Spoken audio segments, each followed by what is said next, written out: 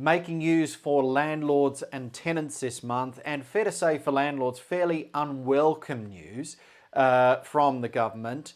The changes to what's happening in terms of notices, although at least the courts are starting to hear possession proceedings again. The eviction ban, it was announced on the 21st of August, would be extended from the 24th of August, when courts were due to reopen, to the 20th of September. So as it stands now, courts are starting to hear possession cases again. The backlog for possession cases is estimated at well over 60,000 at the moment, but that includes things that were in the system before the ban came in. That doesn't include maybe notices that were served earlier in the year where tenants were stopped from even, or landlords were stopped from even bringing possession proceedings.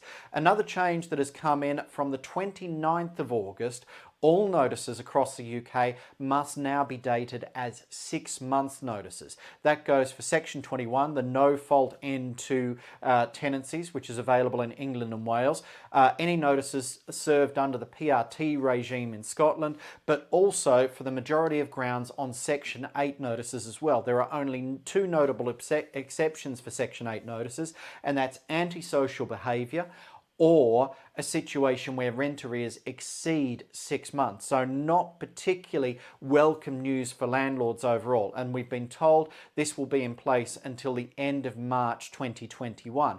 Now, this is a confusing area because this change to notice dating has come hot on the heels of another change to notice dating, which came in at the start of the coronavirus crisis. And then we've got the rules that applied pre the coronavirus crisis as well. So if you are in a position where you have had to serve any notices on tenants, two things really to check. The first thing is check the date the notice was served and the dating on the notice, and make sure it's in line with the rules as they stood at that time.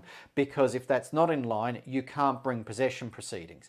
The other thing to do is, if your notices are lined up and you've got the appropriate proof of postage and everything like that, you can now lodge possession proceedings with the court to try and get things moving and get the tenant moved out of the property. However, be aware that it may take even longer than normal, and let's face it, the courts weren't quick at the best of times with possession proceedings to get the tenant out of the property. We continue to watch this, and landlord associations around the country continue to lobby the government, making the point that no landlord actually wants to be punitive with tenants. No landlord wants to kick tenants out while they're under financial pressure. The majority of landlords are actually agreeing payment plans to try and keep tenants in the property, but what this is doing is creating a huge financial burden on landlords and kicking a really big problem down the road, which will ultimately disadvantage tenants. Because at this stage, if we're talking about possession proceedings being in this same situation until March next year with these long dated notices,